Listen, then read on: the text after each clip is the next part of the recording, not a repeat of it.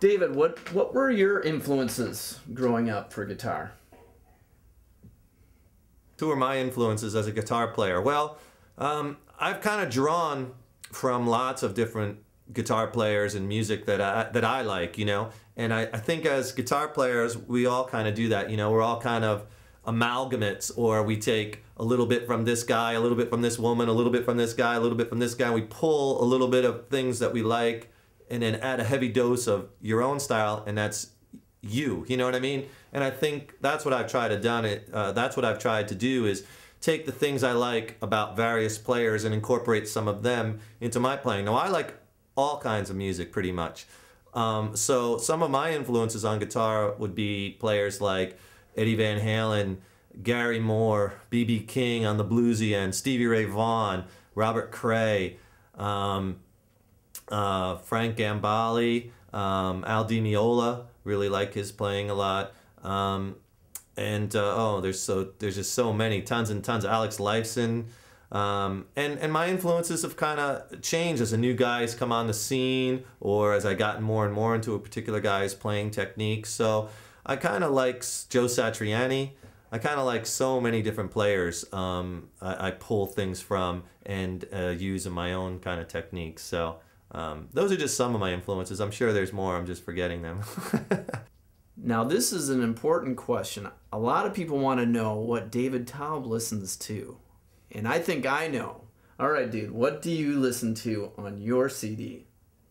I listen to just about everything. I like rock, jazz, blues, metal. I like some rap, some hardcore stuff, some real heavy stuff. So I have a broad base. So on my CD changer at any given time, you might find, you know, some Chick Corea. You might find some Stevie Ray Vaughan and Dave Matthews Band. You know, I even like. I'm not a big pop guy either, but some of it I think is pretty good, and there's some real talented songwriting like Coldplay. I like you know, I like some classic rock. You know, how could you be a guitar player and not like Led Zeppelin and Boston and Rush and, you know, a lot of that stuff. But I like more of the modern rock stuff, which is probably not as modern anymore because a lot of the bands have broken up. But bands like Soundgarden, I like that Seattle sound. Alice in Chains is one of my favorites. I listen to them a lot. Rage Against the Machine, I'm a big Rage Against the Machine fan. System of a Down. I really like some of the new bands now too. Bands like Finger Eleven, Breaking Benjamin. I like singer-songwriters. I like a lot of female vocalists I find to be really cool. Natalie Imbruglia, I really like some of her stuff. She's hot. Yeah, she is. I think Jewel kind of started out in like coffee shops in San Diego, my hometown. I heard she lived in her car or something when she was struggling. Is that right? Well, I don't know if that's an urban legend. Right. That's certainly possible. If you're a musician, you struggle. Yeah, that's for sure. So I really like a Tool. It's probably one of my favorite bands, Tool. So I really like a lot of bands, and I really like. You know, I love music. It's one of my big passions in life, and I like a lot of jazz and blues, and I really like to mix it up. And I also listen to, here's something that I find kind of interesting, is I really like drummers, you know, and I really like how they take a certain rhythmic idea and then apply it to their whole drum kit. And I draw a lot of inspiration from listening to really good drummers. And I'm a guitar player, but I find what they do rhythmically really fascinating, and I think as a guitar player it's so important to have such great rhythmic skills when you're playing rhythm, and rhythmic skills when you're playing lead. Have a big vocabulary of rhythm chops, and I really find that listening to good drummers really help me with that. And the drummers I like are like Carter Buford, the guy from the Dave Matthews Band. He's amazing. The guy from Tool, he is unbelievable. Joey from Slipknot. I really like some of the stuff he does. So I really like Dave Weckl, you know, on the jazz end. I really like listening to good drummers and guys who can really, you know, play with good dynamics, can really lay the groove down in the pocket and then open it up and really do some interesting things, you know. Neil Peart, you know, who is just a technical genius on the classical end. And then you have like the guy from Tool who's like a modern day Neil Peart, you know. just amazing drummers. So try listening to drummers with a different ear and listen to what they're doing rhythmically and see if you can pull a riff and play it on the guitar in that type of rhythm and that kind of stuff. So basically I like just about all kinds of music, you know.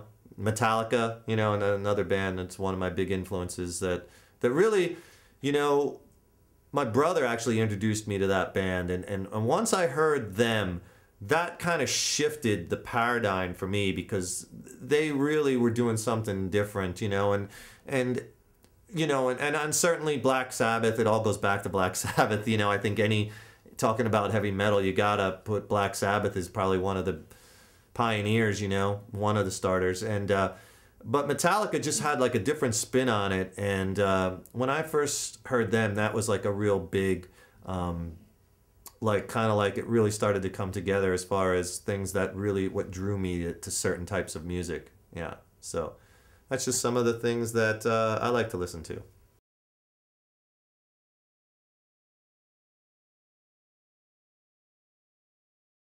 A common question David and I get asked quite a bit or emailed is why we can't perform video song lessons like we used to in the old days. Well, unfortunately we can't. We would love to do that, and it was great fun, but we've had to take a different path. There's large record companies that will not allow that access. So we cannot, our hands are tied, but we have forged forward and we're able to obtain rights to produce songs on DVDs.